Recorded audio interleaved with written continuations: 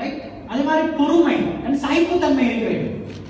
பேசுற நேரம், கம்யூனிகேட் பண்ற நேரம் அவசரப்பட்டு ஆத்திரப்பட்டு வார்த்தைகளை வெளிவிட்ட பிறகு திரும்ப திருப்பி எடுத்துக்கொள்கிறார்.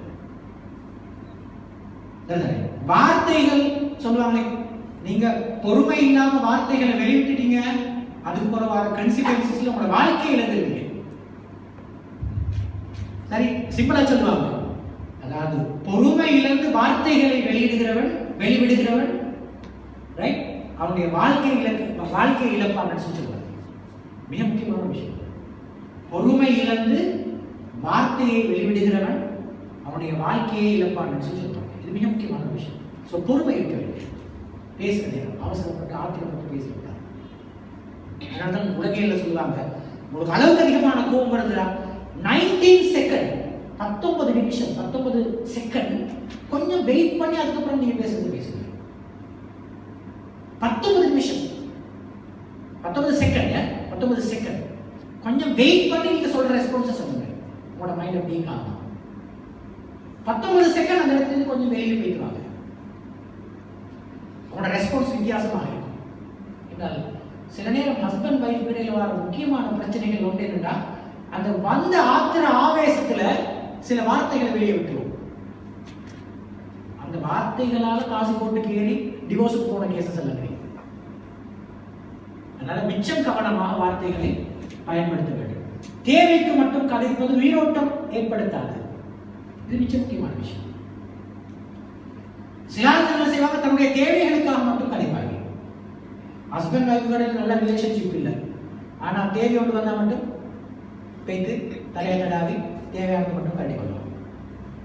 அப்படி கேஸ் சில வீடியோஸ் நாங்கள் பார்த்துருக்கிறோம்.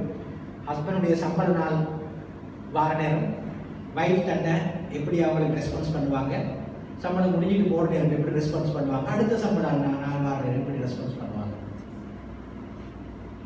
இந்த மாதிரி நடந்து கொள்கிறது. தேவை வருகிறது, கரண்ட் பில் கட்டணும், பிள்ளைக்கு இந்த ஸ்கூல் ஃபீஸ் கட்டணும், செலவுக்கு காசு வேணும், ஏதோ தேவை ஒன்று இருக்கிறது, ரெண்டல் பே பண்ணணும், அவங்களோட ட்ரீட்மெண்ட்டுக்கு காசு வேணும் என்று சொல்ற சந்தர்ப்பங்களில் நடந்து கொள்ற சுயநலமாக நடந்து கொள்ற எவ்வளவு பெண்கள் இருக்கிறார்கள். அதே மாதிரி தன்னுடைய தேவைகளுக்காக மற்றும் தன்னுடைய அந்த சந்தர்ப்பத்துக்கு மட்டும் தன்னுடைய மனைவிமாரை பயன்படுத்திக் கொள்கின்ற கணவன்மாரும் இருக்கிறார்கள். உறவுல முக்கியமான பகுதி என்னன்னா சுயநலம் இருக்கக்கூடாது. உறவுல சுயநலம் இருக்கக்கூடாது. அதுதான் அன்புக்கு ஒரு வரைவிலக்கணம் சொல்றாங்க. அன்புன்றது அன்கண்டிஷனல். பானை இருக்கிறது, ஆப்பையில் வருகிறது. எனக்கு அன்பு நிறைய இருக்கு, நான் மற்றவங்களுக்கு கொடுக்குறேன். நீ அன்பு செய்தால்தான் நான் உனக்கு அன்பு செய்வேன்.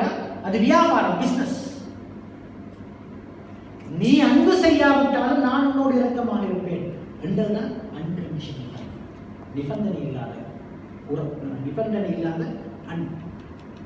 நீங்க பாருங்க, அல்லாஹ் எங்களை மேல வச்சுக்கிறது நிபந்தனை இல்லாத, எங்களுடைய பெற்றோர் எங்கள் மேல வச்சுக்கிறது நிபந்தனை இல்லாத, நாங்கள் ஃபியூச்சர்ல எங்க பிள்ளைகள் மேல வைக்க போறது நிபந்தனை இல்லாத.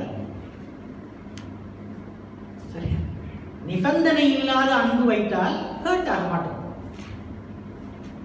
நிபந்தனையோடு அன்பு வைத்தால் ஹர்ட் ஆகும். ஏன்?